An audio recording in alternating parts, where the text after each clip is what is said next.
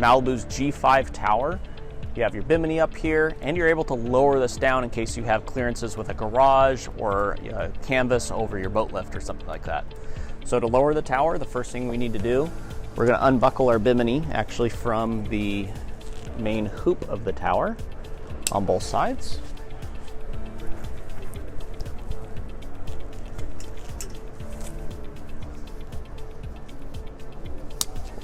This bimini actually rotates, so the frame of the bimini can be more in line with the tower.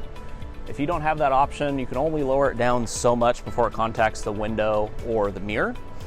So in order to actually rotate the bimini, we're going to unpin this on both sides. So I just pull this one out and turn it to the side that leaves it in the open position. And then over here on the other side, I'll pull this out, make it in the open position, but as I rotate the bimini, I'll go ahead and slide it back into the closed position. This way, as I rotate it up, it actually will lock in the up position, just like that.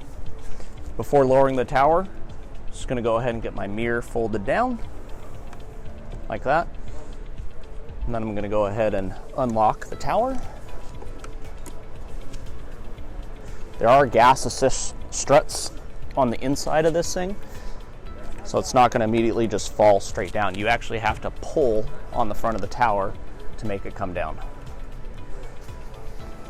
So when it's down, you can see the bimini is just above the window frame height.